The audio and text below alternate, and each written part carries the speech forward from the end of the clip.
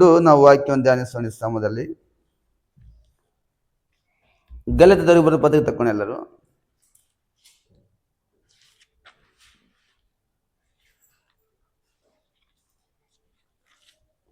ಗಲಾತ್ಯದವರಿಗೆ ಬರೆದ ಪತ್ರಿಕೆ 6ನೇ ಅಧ್ಯಾಯ ತೆಗೆಣ ಎಲ್ಲರೂ. ಗಲಾತ್ಯದವರಿಗೆ 6ನೇ ಅಧ್ಯಾಯ 7ನೇ ವಚನವನ್ನು ನಾವು ಓದಿಕೊಂಡು ವಾಕ್ಯ ಧ್ಯಾನಿಸೋಣ. ಮೋಸ ಹೋಗಬೇಡಿರಿ, ದೇವರು ತಿರಸ್ಕಾರ ಸಹಿಸುವನಲ್ಲ. ಮನುಷ್ಯನು ತಾನೇನು ಬಿತ್ತುತ್ತಾನೋ ಅದನ್ನೇ ಕೊಯ್ಯಬೇಕು. ಹಲ್ಲೆಲೂಯಾ. ಪ್ರಾರ್ಥಿಸೋಣ. ಹಲ್ಲೆಲೂಯಾ. ಸ್ತೋತ್ರಗಳು ಕರ್ತನೆ. ಕರ್ತನ ಒತ್ತನೆ ದೇವರೇ, ಕರ್ತನೆ ನಿನ್ನ ಕೃಪೆಯನ್ನು ತುಂಬಿಸು ದೇವ, ನಿಮ್ಮ ಶಕ್ತಿಯನ್ನು ತುಂಬಿಸು, ಬಲವನ್ನು ತುಂಬಿಸಿ ದೇವರೇ, ನೀನು ಬಲಪಡಿಸಬೇಕೆಂದು ಬೇಡಿಕೋತಿ ಕರ್ತನೆ. ದೇವ, ನಿನ್ನ ಆತ್ಮ ಸ್ವರೂಪನೆದುಕೊಂಡು ದೇವ, ನಿನ್ನ ಆಲೋಚನೆ ಕರ್ತನೆದುಕೊಂಡು ನಡೆಸಬೇಕೆಂದು ಬೇಡಿಕೋತಿ ಕರ್ತನೆ. ನಿನ್ನ ಬಲವಾದ ಹಸ್ತವು ನಮ್ಮ ಮೇಲೆ ಚಾಚು ದೇವನಿಗೆ ಸ್ತೋತ್ರ ಮಾಡ್ತೀವಿ. ನಿನ್ನ ಕೃಪೆ ಹಸ್ತವು ನಮ್ಮ ಮೇಲೆ ಚಾಚು ದೇವನಿಗೆ ಸ್ತೋತ್ರ ಮಾಡ್ತೀವಿ ಕರ್ತನೆ. ಹೌದು, ನಮ್ಮ ಬಲದಿಂದಲ್ಲ, ನಮ್ಮ ಪರಾಕ್ರಮದಿಂದ ಅಲ್ಲ, ನಿನ್ನ ಆತ್ಮದಿಂದಲೇ ಎಂಬುದಾಗಿ ನೀನು ನಿನ್ನ ಆತ್ಮ ತುಂಬಿಸಿ ನಡೆಸು ದೇವನಿಗೆ ಸ್ತೋತ್ರ ಮಾಡ್ತೀವಿ. ನಮ್ಮ ಒಂದು ಈ ಬ್ರಾಂಚ್ ಸಭೆ ನೀನು ಆಶೀರ್ವಾದ ಮಾಡು ಕರ್ತನೆ, ಕೃಪೆ ತೋರಿಸಬೇಕೆಂದು ಯೇಸುವಿನ ಸಲಹೆ ತಂದೆ. ಆಮೇಲೆ ಹಲ್ಲೆಲೂಯಾ. ಸ್ತೋತ್ರವಲ್ಲೇ ನಾನು ನಿನ್ನೆ ಸಾಯಂಕಾಲ ವಾಕ್ಯ ಓದ್ತಾ ಇರ್ಬೇಕಾದ್ರೆ ಒಂದು ವಾಕ್ಯ ನನಗೆ ವಾಕ್ಯ ಬಗ್ಗೆ ಅಲಿಸ್ತಾ ಇರ್ಬೇಕಾದ್ರೆ ಒಂದು ವಾಕ್ಯ ನೋಡಿದೆ ನಾನು. ಆ ವಾಕ್ಯ ನೋಡಿದಾಗ ಅದೇ ಗಲಾತ್ಯದವರಿಗೆ ಬರೆದ ಪತ್ರಿಕೆ 6ನೇ ಅಧ್ಯಾಯ 7ನೇ ವಚನದಲ್ಲಿ ಏನು, ಮೋಸ ಹೋಗಬೇಡಿರಿ, ದೇವರು ತಿರಸ್ಕಾರ ಸಹಿಸುವವನು ಅಲ್ಲ. ನನಗೆ ಇದು ಒಂದು ಮಾತು ಆಳವಾಗಿ ಆಲೋಚನೆ ಮಾಡಂಗೆ ಮಾಡಿತು ನನಗೆ. ಏನು ಮೋಸ ಹೋಗ್ತೀವಿ ನಾವು? ಒಂದು ಹಲ್ಲೆಲೂಯಾ. ಎರಡನೇದಾಗಿ ನಾವು ಏನು ತಿರಸ್ಕಾರ ಮಾಡ್ತೀವಿ? ಹಲ್ಲೆಲೂಯಾ. ದೇವರು ಏನು ಸಹಿಸೋದಿಲ್ಲ ಅಂತ ಆತನ ತಿರಸ್ಕಾರವನ್ನು ಸಹಿಸೋದಿಲ್ಲ ದೇವರು ಬೈಬಲ್ ಹೇಳ್ತಾ. ಇನ್ನೊಂದ್ಸಲ ಓದ್ ನೋಡ್ರಿ. ಮೋಸ ಹೋಗಬೇಡಿರಿ, ದೇವರು ತಿರಸ್ಕಾರವನ್ನು ಸಹಿಸಕ್ಕಿಲ್ಲ. ಹಲ್ಲೆಲೂಯಾ. ತಿರಸ್ಕಾರ ಸಹಿಸುವವನು ಅಲ್ಲ. ಏನ್ ತಿರಸ್ಕಾರ ಮಾಡ್ತೀವಿ ನಾವು?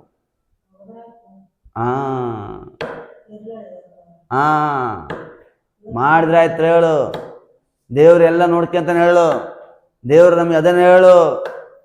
ತಿರಸ್ಕಾರ ಅಂತದು. ಹಲ್ಲೆಲೂಯಾ. ಪ್ರೇಯರ್ ಮಾಡಿದ್ರೆ ಸಾಕು, ದೇವ್ರ ನಮ್ಗೆ ನಂಬಿಕೆ ಇದ್ರೆ ಸಾಕು. ಪ್ರೇಯರ್ ಮಾಡ್ಬೇಕಂತೇನಿಲ್ಲ. ಏನೋ ಒಂದು 10 ನಿಮಿಷ ಪ್ರೇಯರ್ ಮಾಡಿದ್ರೆ ಸಾಕೇನ, ಅದೇನ ಅಲ್ಲೆಲ್ಲ ಅದೇ ಮಾಡಕ್ಕಂತ ಹೇಳೋಣ ದೇವ್ರ ನಮಗೆ. ತಿರಸ್ಕಾರವನ್ನು ಹಲ್ಲೆಲೂಯಾ. ದೇವರು ತಿರಸ್ಕಾರವನ್ನು ಸಹಿಸುವುದಿಲ್ಲಂತೆ. ಏನ್ ತಿರಸ್ಕಾರ ದೇವರು ಸಹಿಸಕ್ಕಲ್ಲ? ಪ್ರಾರ್ಥನೆ ಮಾಡುವಂಥವರು ಪ್ರೇಯರ್ ಮಾಡಿದ್ರಾಯ್ತು ಹೇಳು ಅಂತ ನೀನು ಅನ್ಕೊಂಡ್ರ ಮನಸ್ಸಲ್ಲಿ, ದೇವರು ಏನ್ ಮಾಡ್ತಾರೆ, ನಾವು ತಿರಸ್ಕಾರ ಮಾಡಿವಂತೆ ಪ್ರಾರ್ಥನೆ. ಹಲ್ಲೆಲೂಯಾ. ನೀನು ಎಷ್ಟು ಮಟ್ಟಿಗೆ ಪ್ರೇಯರ್ ಅನ್ನು ತಿರಸ್ಕರಿಸ್ತೀಯೋ, ಎಷ್ಟು ಮಟ್ಟಿಗೆ ನೀನು ಪ್ರೇಯರ್ ವಿಷಯ ನೀನು ಉದಾಸೀನವಾಗಿ ನೀನು ಇರ್ತೀಯೋ,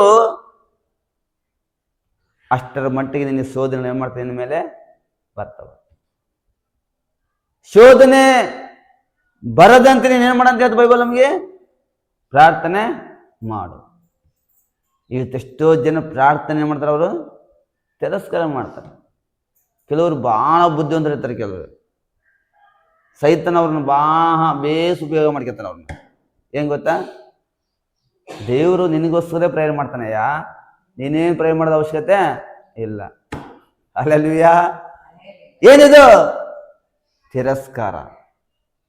ದೇವ್ರೇನಿಗೋಸ್ಕರ ಪ್ರೇಯರ್ ಮಾಡ್ತಾಳಲ್ಲ, ನಾನು ಪ್ರೇಯರ್ ಮಾಡ್ಬೇಕಂಬದೇನು ನೋಡ, ನಾನು ವಿಡಿಯೋ ನೋಡ್ಕೊಂತ ಅದು ಮಾಡ್ಕೊಂತ ಇದು ಮಾಡ್ಕೊಂತ ನಾವೇನು ಮಾಡ್ತೇವೆ? ನಾವು ದೇವ್ರಿಗೆ ಸಮಯ ಕೊಡದೆ ತಿರಸ್ಕಾರ ಮಾಡಿದ್ವಿ ಅಂತ. ಹಲ್ಲೆಲೂಯಾ. ಶೋಧನೆ ನಿನ್ಗೆ ಎಲ್ಲಿಂದ ಬರ್ತದೆ ಅಂತ ಅನ್ನುವಾಗ, ನೀನು ಮಾಡುವ ಕೆಲಸದಿಂದ ಬರ್ತದೆ, ನೀನು ಮಾಡುವ ತಿರಸ್ಕಾರದಿಂದ ಬರ್ತದೆ ಅದು. ಯೇಸು ಸ್ವಾಮಿ ಪ್ರೇಯರ್ ಮಾಡಂತ ಹೇಳ್ತಾನ, ಮಾಡ್ಬೇಡ ಅಂತ ಹೇಳ್ತಾನ? ಮಾಡಂತ ಹೇಳ್ತಾನ. ಹಂಗೆ ದೇವರು ನಮಗೋಸ್ಕರ ಬೇಡಿಕೊಳ್ಳುವಂಥ ಉದ್ದೇಶ ಏನಾಗಿಲ್ಲ, ನೀವು ಆರಾಮಾಗಿ ಮಕ್ಕಳ್ರಂತ ಹೇಳಕ್ಕಾಗ್ಯ, ನೀವು ಚೆನ್ನಾಗಿ ನೀವು ಊಟ ಮಾಡಿ ಆರಾಮಾಗಿ ಮಕ್ಕಂಬಿಡ್ರಮ್ಮ, ನಾನು ನಿನಗೋಸ್ಕರ ಪ್ರೇಯರ್ ಮಾಡ್ತೀನಿ, ನಿಮಗೋಸ್ಕರ ನಾನು ವಿಜ್ಞಾಪನೆ ಮಾಡ್ತೀನಿ. ಇನ್ನು ಕೆಲವ್ರ ಹತ್ರ ಪ್ರೇಯರ್ ಮಾಡೋಂಥ ಅವಶ್ಯಕತೆ ಇಲ್ಲ ಬ್ರದರ್. ಯೇಸು ಸ್ವಾಮಿ ನಮಗೋಸ್ಕರ 40 ದಿವಸ ಪ್ರೇಯರ್ ಮಾಡಿದಾನ ಬೆಟ್ಟದಾಗ. ಹಲ್ಲೆಲೂಯಾ. ನಿನಗೋಸ್ಕರ ಆತನ ಪ್ರೇಯರ್ ಮಾಡಿದ ಉದ್ದೇಶ ಏನ್ ಗೊತ್ತಾ? ನೀನು ಆತನಾಗಿ ಆಗ್ಬೇಕೆಂಬುದಾಗಿ. ಹಲ್ಲೆಲೂಯಾ. ಅದಕ್ಕೋಸ್ಕರ ಆತನ ಪ್ರೇಯರ್ ಮಾಡಿದ್ದು. ಇಬ್ರಿಯ ಬರೆದ ಪುಸ್ತಕದಲ್ಲಿ ಏನಂತ ಹೇಳ್ತದೆ ನಮಗೆ? ನಾವ್ ಏನ್ ಮಾಡ್ಬೇಕಂತ ಹೇಳ್ತೀವಿ ಇಬ್ರಿಯ ಬರೆದ ಪುಸ್ತಕದಲ್ಲಿ? ಎಷ್ಟೋ ಜನರು ತಿರಸ್ಕಾರ ಮಾಡ್ತಾರೆ ಅಂತ ಇವತ್ತು ದೇವರನ್ನು. ಅವ್ರಿಗೆ ಗೊತ್ತಿಲ್ಲಂತೆ, ಅವರು ತಾವು ದೇವರನ್ನು ತಿರಸ್ಕಾರ ಮಾಡ್ತಿದ್ದೇವೆ ಎಂಬುದಾಗಿ ಅವರು ಆಲೋಚಿಸಕ್ಕಿಲ್ಲಂತೆ. ಆಲೋಚಿಸದಂತ ರೀತಿಗೆ ಸೈತಾನ್ ಇವತ್ತು ಅನೇಕರನ್ನು ಮೋಸಗೊಳಿಸಿ ಅನೇಕ ವಿಧವಾಗಿ ಅವರನ್ನು ಏನ್ ಮಾಡಿದಂತೆ ವಂಚಿಸಿ ದಾರಿ ತಪ್ಪಿಸ್ತಾ ಇದ್ದಾನೆ ಇವತ್ತು. ಆದ್ರೆ ಬೈಬಲ್ ನಮ್ಗೆ ಹೇಳ್ತಂತೆ, ನಾವು ಏನ್ ಮಾಡಕಂತೆ ಆತನ ಹೆಜ್ಜೆ ಜಾಡಿನಲ್ಲಿ ನಡೆಯಬೇಕು. ಹಲ್ಲೆಲೂಯಾ. ಯಾರ ಹೆಜ್ಜೆ ಜಾಡಿನಲ್ಲಿ ನಡಿಬೇಕಂತ ನಾವೆಲ್ಲರೂ? ಯೇಸು ಸ್ವಾಮಿ ಏನ್ ಮಾಡಿದ ನಮಗೆ? ನನ್ನ ಹಿಂದೆಗಡೆ ಬರ್ರಿ, ನನ್ನ ಹಿಂದೆ ಬರ್ರಿ ಅಂತಂದನ. ನೀವು ಆತನ ಹೆಜ್ಜೆ ಜಾಡಿಯಲ್ಲಿ ನಡೆಯುವುದಕ್ಕಾಗಿ ದೇವರು ನಮಗೆ ಮಾದರಿಯನ್ನು ತೋರಿಸಿಕೊಟ್ಟಿದ್ದಾನಂತೆ. ಯಾವ ಮಾದರಿಯ ತೋರಿಸಿದಾನ? ಆತನ ಏನ್ ಮಾಡಿದಂತೆ ಮಾರ್ಕ ಸುವಾರ್ತೆಯಲ್ಲಿ 1ನೇ ಅಧ್ಯಾಯ 35 ನಿಮಿಷ ಹೋದ್ರಿಗಿನ, ಇನ್ನು ಮುಂಜಾನೆ ಮಬ್ಬಿರುವಾಗಲೇ ಬೆಟ್ಟಕ್ಕೆ ಹೋಗಿ ದೇವರನ್ನು ಪ್ರಾರ್ಥನೆ ಮಾಡಿದೆ. ಒಂದು ವಿಷಯ ಇವತ್ತು ನಿಮ್ಮೆಲ್ಲರಿಗೆ, ಸಭೆ ನಿಮಗೆ ಹತ್ತಿರವಾಗಿದೆ. ಇಲ್ಲಿ ಏನ್ ಸಮಸ್ಯೆ ಗೊತ್ತಾ? ನಾನು ಒಬ್ಬಳು ಯಾಕೆ ಮಾಡಕಂತೀನಿ? ನೀನು ಮಾಡ್ದದ ನಿನಗೆ ಮಂಜಮಕ್ಕ ಮಾಡ್ದ ಆಸದಾರಿಗೆ ಬರ್ತಾ ಮಂಜಮಕ್ಕಗೆ ಬರ್ತಾ ಅಷ್ಟೇ. ಅದು ಈಗ ರತ್ನಮ್ಮ ಮಾಡಿದ ರತ್ನಮ್ಮಗೆ ಬರ್ತಾ ಅಷ್ಟೇ. ಅದು ಇಲ್ಲೇಂತ ಹೇಳ್ತಾ, ನೀವೇನು ಬಿತ್ತೀರಿ ಅದನ್ನೇ ಕೊಯ್ತೀರಿ. ಇಲ್ಲಿ ನಮ್ಗೆ ಗೊತ್ತಾ ನೋಡ್ರಿ, ಪ್ರೇಯರ್ ಮಾಡಕ್ ನಮಗೆ ಗುಂಪು ಬೇಕಿಲ್ಲ. ನಮಗೆಲ್ಲ ಆ ಗುಂಪು ಯಾವಾಗ ಆಗ್ತದೆ ನಮಗೆ? ಒಬ್ರಿಗೊಬ್ರು ಮಾಡಿದಾಗ, ಪಟ್ಟು ಹಿಡಿದು ಮಾಡಿದಾಗ ಬರ್ತದೆ. ಏನು ಹಿಡಿಬೇಕು ನಾವು? ಪಟ್ಟು ಹಿಡಿಬೇಕು. ತೀರ್ಮಾನಗಳು ತಗೊಳ್ರಿ. ನಿಮ್ಮ ಜೀವನದಲ್ಲಿ ಬದಲಾವಣೆ ಕಾಣಬೇಕು ಅಂತ ಅನ್ಕೊಂಡಿದ್ರೆ, ನಿಮ್ಮ ಜೀವನದಲ್ಲಿ ಆಸ್ವಾದ ಕಾಣಬೇಕಂತ ಅನ್ಕೊಂಡ್ರೆ, ನೀವು ಒಂದು ಪಟ್ಟು ಅನ್ನೋದು ನಿಮಗೆ ಇರಬೇಕು, ಒಂದು ಹಿಡಿತ ಅನ್ನೋದು ನಿಮಗೆ ಇರಬೇಕು. ಅದನ್ನು ನಾವು ಬಿಡದೆ ಮಾಡಿದಾಗನೇ ನೀನು ದೇವರ ಆಸ್ವಾದ ಹೊಂದಲಿಕ್ಕೆ ಸಾಧ್ಯ. ಯೇಸು ಸ್ವಾಮಿ ಒಂದು ಪಟ್ಟು ಹಿಡಿದಿದ್ದಾನಂತೇನು? ಪ್ರತಿ ಮುಂಜಾನೆ ಹೋಗಿ ದೇವರಿಗೆ ವಿಜ್ಞಾಪನೆ ಮಾಡುವಂಥದ್ದು. ಹಲ್ಲೆಲೂಯಾ. ಹಂಗೆ ಆತನ ಏನ್ ತೋರಿಸನ? ನಮಗೆ ಮಾದರಿ ತೋರಿಸೋದನ. ನೀವು ಹಿಂಗೆ ಇರ್ಬೇಕು ಮಕ್ಕಳು, ದೇವ್ರ ಮಕ್ಕಳದ ನೀವು ಅಂತೇಳಿ. ಪ್ರತಿ ಮುಂಜಾನೆ ನೀನು ಬೆಟ್ಟಕ್ಕೆ ಹೋಗ್ಬೇಡ, ಗುಡ್ಡಕ್ಕೆ ಹೋಗ್ಬೇಡ. ಎಲ್ಲಿ ಹೋಗು? ದೇವರ ಆಲಯ ನಿಮ್ಮ ಊರಲ್ಲಿ ದೇವರ ಸಭೆ ಕಟ್ಟಿದ್ವಿ ನಾವು, ಚರ್ಚಿ ಕಟ್ಟಿದ್ವಿ. ಎಷ್ಟೋ ಕಷ್ಟ ಬಿದ್ದು ಚರ್ಚಿ ಕಟ್ಟಿದ್ವಿ ನಾವೆಲ್ಲ. ಬಂದು ನೀವು ಮೊಣಕಲ್ಲೂರು ಯಾಕೆ ಒಂದು ತಾಸು ಪ್ರೇಯರ್ ಮಾಡಬಾರ್ದು? ಸರ್ ನಮ್ಮ ಕೈಲಿ ಒಬ್ಬರೇ ಮಾಡೋಕ್ಕಾಗದ್ರೆ ಅಂತ ಅನ್ಕೊಂಡ್ರೆ ಒಂದಿನ ಒಂದು ವಿಷಯ ನಿಮಗೆ. ಪ್ರತಿದಿನ ನಮಗೆ ಜೂಮ್ ಮೀಟಿಂಗ್ ಇರ್ತದೆ. ನಮಗೆ ಜೂಮ್ ಜನ ಹತ್ರ ಅದಕ್ಕೂ ಇಲ್ಲ. ನಿಮ್ಮನ್ನ ಪ್ರೇಯರ್ ಮಾಡ್ತೀರಾ? ಅದೂ ಇಲ್ಲ. ಚರ್ಚಿ ಬಂದು ಕೂತ್ಕೊಂಡು ಪ್ರೇಯರ್ ಮಾಡ್ತೀವಿ ಅಂತೀರಾ? ಅದೂ ಇಲ್ಲ ಅಂತ. ಮತ್ತೇನು ಮಾಡೋಕ್ಕಾಗ ನಾವು? Hallelujah, hallelujah. ಯಾವುದಕ್ಕಾದ್ರೂ ಒಂದಕ್ಕೆ ಸೋಲ್ಬೇಕು ನೀವು. ಹಲ್ಲೆಲೂಯಾ. ಯಾವುದಕ್ಕಾದ್ರೂ ಒಂದಕ್ಕೆ ನಾವು ವಿದ್ಯಾರಾಗ್ರಿ, ಸೋಲೋದಲ್ಲ, ವಿದ್ಯಾರಾಗ್ರಿ. ಇಲ್ಲ ಸರ್ ನಾವು ಒಬ್ಬರೇ ಮಾಡೋದು ಯಾಕ? ನಾವೆಲ್ಲ ಜೂಮಿ ಜಾಯ್ನ್ ಆಗ್ತೀವಿ ಅಂದ್ರೆ ಜೂಮಿ ಜಾಯ್ನ್ ಆಗ್ರಿ. ಎಲ್ಲರ ಹತ್ರ ದೊಡ್ಡ ದೊಡ್ಡ ಮೊಬೈಲ್ ಅದಾವ. ಆಗ್ತಾರೆ. ಎಷ್ಟು ದಿನ ಆಗ್ತಾರೆ? ಅದೇ ಒಂದು ವಾರ, 1-2 ದಿವಸ ಸಾರ್ ಹೇಳೋಣ ಅಂತೇಳಿ. ಆಮೇಲೆ ಎತ್ತ ರಾಜ ತಸ ಪ್ರಜಂತರಲ್ಲ ಮಾತು ಹಂಗೆ ಆಗ್ತದೆ ನಮ್ಮ ತಿರ್ಗಿ. ಹಲ್ಲೆಲೂಯಾ. ಪಟ್ಟುದಲ್ಲ ನಿನಗೆ ಇಲ್ಲ. ಪಟ್ಟು ಅನ್ನೋದು ನಿನಗಿದ್ದಾಗನೇ ನಿನಗೆ ದೇವರ ಆಸ್ವಾದ ಬರೋದು. ಅದೇನು ಗೊತ್ತದು? ತಿರಸ್ಕಾರ ಅಂತದ್ದು. ಯಾರಲ್ಲ ಬೇಡ, 2 ದಿನ ಆಗಿನಲ್ಲ ಸಾಕು. ನಾವು ಮಾಡಿ ಮಾಡಿ ಮಾಡಿ ರೋಸಿ ಆಯ್ತು ನಮಗೆ. ಏನು ಮಾಡ್ತೇವೆ ನಾವು? ಸಿಂಪಲ್ ಆಗಿ ಅದು ತಿರಸ್ಕಾರ ಅನ್ಸಕ್ಲ ನಮಗೆ. ಅದು ನಮಗೆ ಇದು ನಮಗೆ ತಿರಸ್ಕಾರ ಅಂತ ಅನ್ಸೋದಿಲ್ಲ ನಮ್ಮ ಮನಸ್ಸಿಗೆ. ಆದರೆ ದೇವ್ರು ಏನು ಸಹಿಸಕ್ರಂತೆ? ತಿರಸ್ಕಾರ.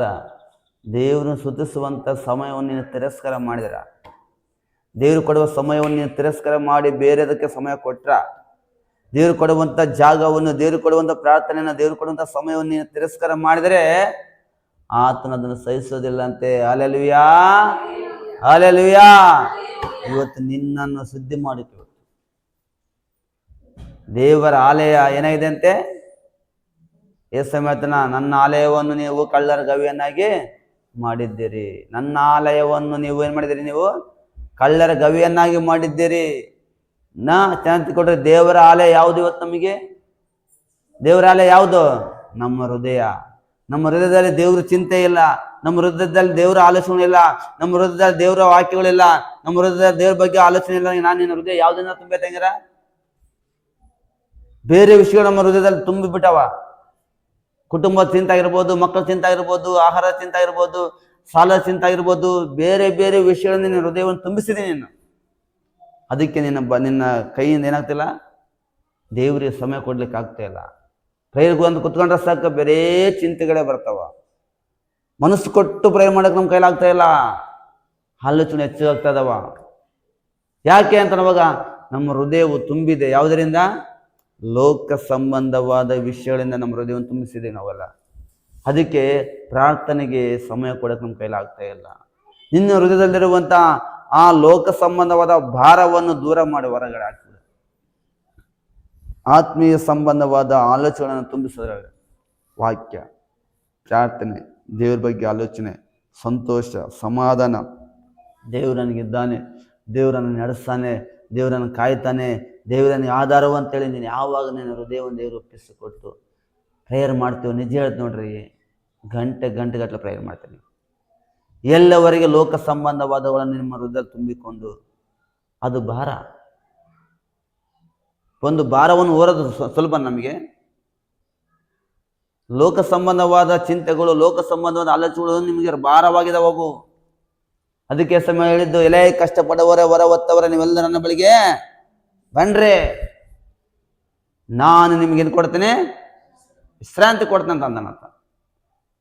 ಇವತ್ತು ಭಾರವಾದದ್ದನ್ನೆಲ್ಲ ತಲೆ ಮೇಲೆ ಹಾಕ್ಯಂತೀವಿ ನಾವು.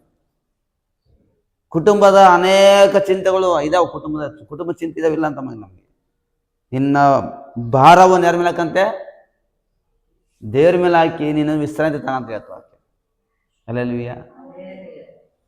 ನೀವು ನಿಮ್ಮ ಸ್ವಂತ ಪ್ರಯತ್ನದಿಂದ ಎಷ್ಟೇ ನಿಮ್ಮ ಭಾರವನ್ನು ಹೋಗ್ಬೇಕಂದ್ರೆ ಅದು ಭಾರ ಹೋಗಲ್ಲ. ಎಲ್ಲಿ ಬರ್ಬೇಕಂತ ಭಾರ ಹೋಗಕ್ಕ?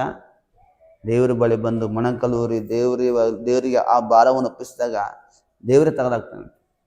ನಾವೇನು ಮಾಡ್ತೀವಿ? ಹೆಂಗನ ಮಾಡಿ ಭಾರನ ತೊಲಗಿಸ್ಬೇಕಂತ ಅಂತೀವಿ. ಹೆಂಗನ ಮಾಡಿ ಭಾರ ಇದ್ರೆ ನಾವು ಹೊರಗಡೆ ಬರ್ಬೇಕಂತ ಇಲ್ಲ. ಅದಕ್ಕೆ ಸಿಂಹತನ ಯೋಹಾನ ಸುವಾರ್ತೆ 15ನೇ ಅಧ್ಯಾಯದಲ್ಲಿ 7ನೇ ವಚನದಲ್ಲಿ ಮಾಡುವಾಗ, ನೀವು ನನ್ನನ್ನು ಬಿಟ್ಟು ಏನೂ ಮಾಡಲ್ಲ. ನಿಮ್ಮ ಜೀವಿತದಲ್ಲಿ ಯಾವ ಥರ ನೀವು ಚೆನ್ನಾಗಿ ಕೊಟ್ಟು ಓದಕ್ಕೆ ಬಂದ್ರಿ, ನೀವು 15ನೇ ಅಧ್ಯಾಯ ಚೆನ್ನಾಗಿ ಓದ್ರಿ, 10 ಸಲ ಓದ್ರಿ, 30 ಸಲ ಓದ್ರಿ, ನೀವು ಎಷ್ಟು ಸಲ ಓದ್ತೀರಿ, ಓದಿ ಓದಿ ಓದಿ ಓದಿ ಅರ್ಥ ಮಾಡಿಕೊಡ್ರಿ. ಅದರಲ್ಲಿ ಭಾಳ ವಿಷಯಗಳಿದಾವೆ. ಯೋಹಾನ ಸುವಾರ್ತೆ 15ನೇ ಅಧ್ಯಾಯ, ಅದನ್ನ ಅರ್ಥ ಮಾಡಿಕೊಂಡ್ರೆ ಅಧ್ಯಾಯ ಸಾಕು. ನಮ್ಮ ಲೈಫೇ ನಮಗಿನ್ನ ನಮ್ಮ ಜೀವನದಲ್ಲಿ ಇನ್ನು ಯಾರು ಏನು ನಮ್ಗೆ ಹೇಳೋಂಥ ಅವಶ್ಯಕತೆ ಇಲ್ಲ. ಅದು ನಮ್ಗೆ ಅಷ್ಟಕ್ಕೊಂದು ಆಳವಾದ ಸತ್ಯಗಳು ನಮ್ಗೆ ಅಡಗಿದಾವ. ಯೋಹಾನ ಸುವಾರ್ತೆ 15ನೇ ಅಧ್ಯಾಯದಲ್ಲಿ ಒಬ್ಬ ಮನುಷ್ಯನು ಆಶೀರ್ವಾದ ಹೊಂದಬೇಕಂದ್ರೆ, ಒಬ್ಬ ಮನುಷ್ಯನ ಬಿದ್ದೋಗ್ಬೇಕಂದ್ರೆ, ಒಬ್ಬ ಮನುಷ್ಯನ ದೇವ್ರಿಗೋಸ್ಕರ ನಿಂದಿರ್ಬೇಕಂದ್ರೆ ಆ ಅಧ್ಯಾಯದಲ್ಲಿ ಬಹಳ ಬಹಳ ವಿಷಯಗಳು ನಮಗೆ ತಿಳಿಸಲಾಗುತ್ತೆ. ಹಲ್ಲೆಲೂಯಾ. ಇದು ನಾನು ಮತ್ತು ನೀನು ಇವತ್ತು ಪ್ರೇಯರ್ ವಿಷಯದಲ್ಲಿ ನೀವು ತಿರಸ್ಕಾರ ಮಾಡಬೇಡ. ಪ್ರೇಯರ್ ವಿಷಯದಲ್ಲಿ ನೀವು ತಿರಸ್ಕಾರ ಮಾಡಿದ್ರೆ ಅದನ್ನು ದೇವರು ಸಹಿಸೋದಿಲ್ಲ. ಅದರಿಂದ ಬರುವಂಥ ಶೋಧನೆಗಳು ನೀನೇ ಅನುಭವಿಸ್ಬೇಕಾಗತ್ತ. ಅದರಿಂದ ಬರುವಂಥ ನೋವನ್ನು ನೀನೇ ಅನುಭವಿಸ್ಬೇಕಾಗತ್ತ. Hallelujah, hallelujah. ಮತ್ತೆ ಪಾಪವನ್ನು ಅಘೋರವಾಗಿ ಸುಲಭವಾಗಿ ನೋಡುವಂಥದ್ದು ಏನಾಗುತ್ತೆ? ಇದೊಂದು ಪಾಪ. ಹಲ್ಲೆಲೂಯಾ. ಏನಂತೆ? ಪಾಪವನ್ನು ಏನು ಮಾಡಬಾರ್ದು ನಾವು? ಸುಲಭವಾಗಿ ನೋಡ್ಬಾರಂತ. ಇಲ್ಲ ಬಿಡಿ, ಏನಾಗೋದಿಲ್ಲ. ಸುಲಭವಾಗಿ ಸುಳ್ಳು ಹೇಳುವಂಥದ್ದು ಇದೇನು ಗೊತ್ತಾ? ತಿರಸ್ಕಾರ ಅಂತೆ. ದೇವರು ಹೇಳಿದನ ನಮ್ಮ ಪಾಪನ ಅಂತ ಕ್ಷಮಿಸ್ತಾನೆ ಎಂಬುದಾಗಿ ಅಂತ ತಿಳಿದು ನೀನು ಪಾಪದಲ್ಲಿ ಮುಂದುವರಿಯುವಂಥದ್ದು ಅದು ತಿರಸ್ಕಾರ. ಅದು ದೇವರು ಹೇಳೇನ ಪಾಪದಲ್ಲಿ ಮುಂದುವರಿ ಅಂತ. ಹಲ್ಲೆಲೂಯಾ. ಎಷ್ಟೋ ಜನರು ಇವತ್ತು ದೇವರನ್ನು ತಿರಸ್ಕಾರ ಮಾಡ್ತಾನೆ ಅಂತೆ. ನಾವು ಗೊತ್ತಿರಂತೆ ಪಾಪ ಅವ್ರಿಗೆ. ಅದಕ್ಕೆ ಹೇಳ್ತಾರೆ ಬೈಬಲ್ ಮುಂದೆ, ಮೋಸ ಹೋಗಬೇಡ್ರಿ. ಮೋಸ ಹೋಗ್ಬೇಡ ನೀನು. ಯಾವ್ದ್ರಿಂದ ಮೋಸ ಹೋಗ್ತಾರಂತ ಅವರು? ದೇವ್ರ ವಾಕ್ಯದಿಂದಲೇ ಮೋಸ ಹೋಗ್ತಾರಂತ ಅವರು. ಸೈತಾನ ಅವ್ರನ್ನ ವಂಚಿಸೋದನಂತ ವಾಕ್ಯದ ಮೂಲಕವಾಗಿ. ದೇವ್ರು ಹೇಳಿದನಯ್ಯ 777 ಕ್ಷಮಿಸ್ತ ಅಂತೇಳಿ, ನೀನು ಪಾಪ ಮಾಡು, ಏನಾಗಲ್ಲ ನಿನಗೆ. ನೀನು ಇಷ್ಟ ಬಂದಾಗ ಜೀವನ ಮಾಡು. ನೀನು ದೇವರಲ್ಲಿ ಬೇಡಿಕೆ, ನೀನು ದೇವ್ರ ಪಾಪ ಕ್ಷಮಾಪಣೆ ಕೊಡ್ತಾನ? ಇಲ್ಲ, ನೋ, ದೇವರು ಹಂಗೆ ಮಾಡಲ್ಲ. ದೇವ್ರು ಅದಕ್ಕೆ ಒಪ್ಪೋದಿಲ್ಲ. ಯಾಕಂದ್ರೆ ಆತನ ಪಾಪವನ್ನು ಸಹಿಸುವ ದೇವರು ಅಲ್ಲ. ಪಾಪ, ಗರ್ವ, ಅಹಂಕಾರಗಳು, ದೇಶಗಳು ಇದನ್ನು ದೇವರು ಸಹಿಸಕಲ್ಲ ಅಂತ ಆತ. ನಾವು ಮತ್ತೆ ದೇವ್ರು ಏನು ಹೇಳ್ದಂಗಿಲ್ಲ, ನೀನು ತಿಳಿಯದೆ ಪಾಪದಲ್ಲಿ ಬಿದ್ದೋದಂಥವ್ರಿಗೆ ದೇವರು ಕ್ಷಮಾಪಣೆ ಕೊಟ್ಟನಷ್ಟೇ. ತಿಳಿದು ಮಾಡೋರಿಗೆಲ್ಲ. ತಿಳಿದು ಪಾಪದಲ್ಲಿ ಜಾರಿ ಬಿದ್ದನೆ ಅಂತ ಗೊತ್ತಾ, ಸಮಸ್ಯೆ ನಿನಗೆ ಭಯಂಕರವಾಗಿರ್ತದೆ. ಅದಕ್ಕಾಗಿ ದೇವರ ಮಕ್ಕಳಿತ್ತು ನಾನು ನೀನು ಇವತ್ತು ಯಾವುದನ್ನು ತಿರಸ್ಕಾರ ಮಾಡ್ತಾ ಇದೀವಿ? ಎಷ್ಟರ ಮಟ್ಟಿಗೆ ನಮ್ಮ ಜೀವಿತವನ್ನು ದೇವ್ರಿಗೆ ಒಪ್ಪಿಸಿಕೊಡ್ತಾ ಇದೀವಿ? ಎಷ್ಟರ ಮಟ್ಟಿಗೆ ದೇವರಲ್ಲಿ ನಾವು ಪರಿಶುದ್ಧರಾಗಿ ಜೀವನ ಮಾಡ್ತೀವಿ? ಎಷ್ಟರ ಮಟ್ಟಿಗೆ ದೇವರಿಗೆ ನಾವು ಒಪ್ಪಿಸಿಕೊಟ್ಟು ನಾವು ನಮ್ಮ ಜೀವಿತವನ್ನು ನಾವು ಕಟ್ಟಿಕೊಳ್ತಾ ಇದೀವಿ ಇವತ್ತು? ದೇವ್ರ ವಾಕ್ಯ ದೇವರನ್ನು ಕಾಣಬೇಕಂತ ಅನ್ಕೊಂಡಿಲ್ಲ ನಾವೆಲ್ಲರೂ. ಯಾರು ಕಾಣ್ತಾನೆ ದೇವ್ರನ್ನ? ದೇವ್ರನ್ನ ಕಾಣೋದು ಯಾರು? ಪರಿಶುದ್ಧತೆ ಇಲ್ಲದೆ ಯಾವನು ದೇವರನ್ನು ಕಾಣೋದಕ್ಕೆ ಸಾಧ್ಯವಿಲ್ಲ ಅಂತ. ಪರಿಶುದ್ಧತೆ ಇಲ್ಲದೆ ಯಾವನು ದೇವರನ್ನು ಕಾಣೋದಕ್ಕೆ ಸಾಧ್ಯವಿಲ್ಲಂತೆ. ಮತ್ತೆ ಹಾಗೆ ಸಾಧ್ಯವಿಲ್ಲ ಅಂತ ಅನ್ನುವಾಗ ನೀನು ಆ ಪರಿಶುದ್ಧತೆಯನ್ನು ನೀನು ತಿರಸ್ಕಾರ ಮಾಡಿದಿರ. ನಾನು ಪರಿಶುದ್ಧತೆ ಯಾವುದು ಮುಖ್ಯ ಅದನ್ನೇ ನಾವು ಅನುಸರಿಸಿದೆ, ನಾವು ಪರಿಶುದ್ಧರಾಗಿ ಜೀವನ ಮಾಡಿದೆ. ಈಗ ದೇವರು ಕಾಣೋದು ಹೆಂಗೆ ಕಾಣ್ತೀವಿ ನಾವು? ಪ್ರೇಯರ್ದಲ್ಲೇ ದೇವ್ರನ್ನ ಕಾಣೋದು ನಾವು. ಏನು ಪ್ರೇಯರ್ದಲ್ಲಿ ದೇವ್ರ ಸ್ವರ ಬರ್ಬೋದು, ಪ್ರೇಯರ್ದಲ್ಲಿ ದೇವ್ರ ದರ್ಶನ ಕೊಡ್ಬೋದು, ಪ್ರೇಯರ್ ದೇವ್ರ ನಿನ್ನ ಹತ್ರ ನಿನ್ನ ಸಂಗಡ ಯಾವುದೋ ಒಂದು ವಿಷಯವನ್ನು ಹೇಳ್ಬೋದು ನಿನಗೆ. ಅದೇ ದೇವ್ರನ್ನ ಕಾಣೋದು. ದೇವ್ರ ಕಾಣೋದಾನೆ ಏನು ಬಂದೆ ದೇವ್ರೇನು ನಮ್ಮ ಎದುರು ಬಂದು ಪ್ರತ್ಯಕ್ಷ ನಿಂದಿರೋಕ್ಕಲ್ಲ. ದೇವ್ರ ಕಾಣೋದಲ್ಲ ಯಾತ ಹೆಂಗೆ ಗೊತ್ತಾ? ದೇವ್ರ ಸ್ವರ ಕೇಳೋದು, ದರ್ಶನ ನೋಡುವುದು, ದೇವ್ರ ಸಮಾಧಾನ ಶಾಂತಿನ ಹೊಂದುವುದೇ ಅದೇ ಸಾಕು. ಅದು ಒಂದು ನಮ್ಗೆ ಇದ್ರೆ ಸಾಕು. ನಮ್ಮ ಜೀವಿತದಲ್ಲಿ ನಮ್ಮ ನಡೆಯಂಗಿಲ್ಲ ದೇವ್ರು ಅಷ್ಟ